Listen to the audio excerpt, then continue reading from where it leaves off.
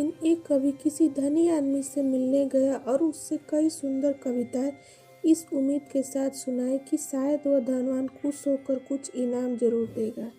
लेकिन वह धनवान भी महाकंजूस था। बोला, तुम्हारी कविताएं सुनकर दिल खुश हो गया। तुम कल फिर आना, मैं तुम्हें खुश कर दूंगा।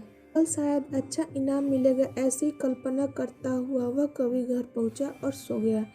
अगले दिन फिर वह उस धनवान की हवेली में जा पहुंचा। धनवान बोला, सुनो कवि महाशय, जैसे तुमने मुझे अपनी कविता सुनाकर खुश किया था, उसी तरह मैं भी तुम्हें बुलाकर खुश हूँ।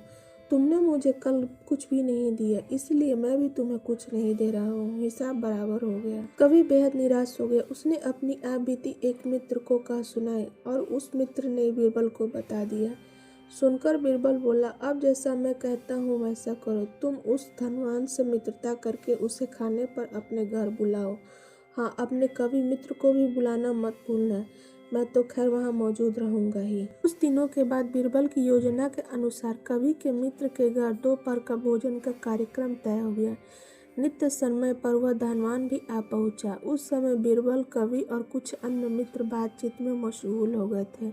समय गुजरता जा रहा था, लेकिन खाने पीने का कहीं कोई नामो निशान न था। वे लोग पहले की तरह बातचीत में व्यस्त थे। धनवान की बेचैनी बढ़ती जा रही थी। जब उससे रहा न गया तो बोल ही पड़ा, भोजन का समय तो कब का हो चुका, क्या हम खाने पर नहीं आए हैं? खाना कैसे खाना? बीरबल ने पूछा। धनवान को अब गुस्सा आ गया। क्या मतलब है तुम्हारा? क्या तुमने मुझे खाने पर नहीं बुलाया? खाने का कोई निमंत्रण नहीं दिया था? यह तो आपको खुश करने के लिए खाने पर आने को कहा गया था, जवाब बीरबल ने दिया। धनवान का पारा 7वें आसमान पर चढ़ गया। क्रोधित स्वर में बोला, यह सब क्या है? इस तरह किसी इज्जतदार आदमी को बेइज्जत करना ठीक है क्या? तुमने मुझे धोखा दिया। बीरबल ने हंसते हुए बोला, यदि मैं कहूँ कि इसमें कुछ भी गलत नहीं, जो तुमने इस कवि से यही कहकर धोखा किया था कि कल आना, सो मैंने भी कुछ ऐसा ही किया।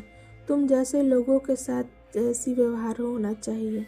धनवान को अब अपनी गलती का आभास हुआ और उसने कवि को अच्छा इनाम देकर वहां से विदा ली।